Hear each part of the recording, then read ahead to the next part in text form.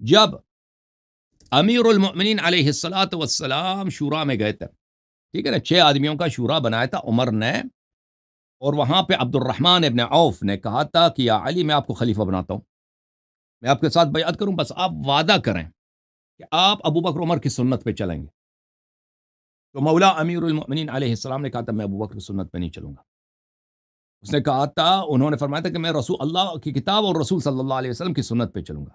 اگر یہ حدیث صحیح ہوتی کہ لوگوں نے ابو بکر عمر کی سنت پہ چلنا ہے، اور اللہ کا شکر کرو کہ یہ حدیث غلط ہے، یہ حدیث غلط ہے، وَإِلَّا بہت سارے کام کرنے پڑتے تھے آپ کو، ان کی سنت جان بچ گئی اگر ان کے سنت پہ جانا آپ پہ واجب ہوتا تو بہت سارے برے کام آپ کرنے پڑتے تھے۔ یہ کتاب ہے، کتاب تمہید الاوائل فی تخلیص الدلائل، تالیف القاضی ابی باکر محمد ابن طیب الباقلانی، یہ مؤسسۃ الکتب الثقافیہ میں سن 1987 میں چھپی ہے۔ ابو بکر الباقلانی یہ اشاعرہ اور احناف کا بہت بڑا عالم ہے۔ صفحہ نمبر 514 میں ملاحظہ کریں، یہاں پر ان الصحيح في هذا ما روي ان عليا عليه السلام قال لعبد الرحمن بن عوف بعد ان عرض عليه البيع على شرط ما روي انه شرطه فاباه علي والتزمه عثمان۔ عبد الرحمن ابن عوف نے امام علی علیہ الصلوۃ والسلام پہ جو شرط لگائی تھی بیعت کرنے کے لیے کہ اگر اس شرط پہ مانیں گے تو ہم بیعت کریں گے، عثمان نے مانا، امام علی علیہ السلام نے نہیں مانا، امام علی علیہ الصلوۃ والسلام نے نہیں مانا۔ یہ حدیث صحیح ہے کہہ رہے ہیں، وہ حدیث، وہ جو شرط لگائی تھی عثمان نے مانا تھا اور امام علی علیہ السلام نے نہیں مانا تھا، وہ کیا تھا؟ وہ یہی تھا کہ آپ نے کتاب اللہ اور سنت رسول اور سنت شیخین پہ عمل کرنا۔ امام علی علیہ السلام نے کہا کتاب اللہ اور سنت رسول صلی اللہ علیہ وسلم پہ عمل کریں گے، اما سنت ابو بکر پہ عمل نہیں کریں گے۔ یہ کتاب تاریخ الطبری جزء رابع چاپ دار المعارف، یہاں پر صفحہ نمبر 238 میں هل انت، عبد الرحمن بن عوف نے کہا هل انت یا علی مبایعی علی کتاب اللہ و سنت نبی و فعل ابی بکر و عمر، یا علی سلام اللہ علیک، کیا آپ میرے ساتھ میرے بیعت کو قبول کریں گے کتاب اللہ پر، سنت نبی پر اور ابو بکر اور عمر کی فعل پر؟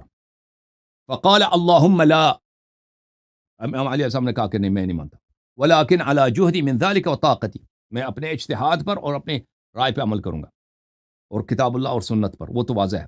فالتفت الی عثمان، عثمان کی طرف پھر گیا، کہا کہ میں بیعت کرتے ہیں آپ کے ساتھ کتاب اللہ سنت نبی صلی اللہ علیہ وسلم فعل ابو بکر عمر پر۔ عثمان نے فوراً کہا اللہم نعم، جی ہاں میں کرتا ہوں، ٹھیک ہے نا۔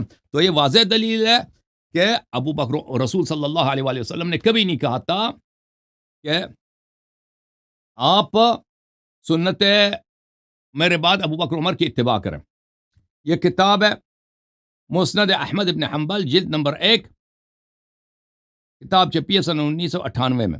یہاں پر حدیث نمبر 557، صفحہ نمبر 238، عن عاصم عن ابی وائل، عبد الرحمن ابن عوف سے میں نے کہا کیف بایعتم عثمان وترکتم علی، اے عبد الرحمن ابن عوف ڈس سانو، آپ نے کیوں عثمان کے ساتھ بیعت کی، امام علی علیہ السلام کے ساتھ کیوں نہیں بیعت کی؟ وہ تو ان سے زیادہ بہتر تھے۔ ہاں کہا، اس نے کہا میرا کیا قصور ہے؟ عبد الرحمن ابن نے کہا میرا کیا قصور ہے؟ قد بدأت بعلی، میں نے امام علی علیہ السلام کے ساتھ شروع کیا۔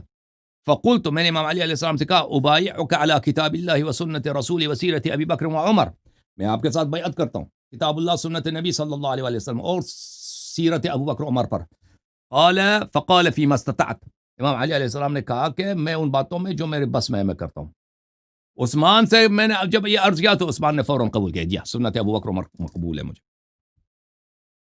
اور اس کے دوسرے الفاظ کے ساتھ بھی یہ بہت بھلے یہ مروی ہے،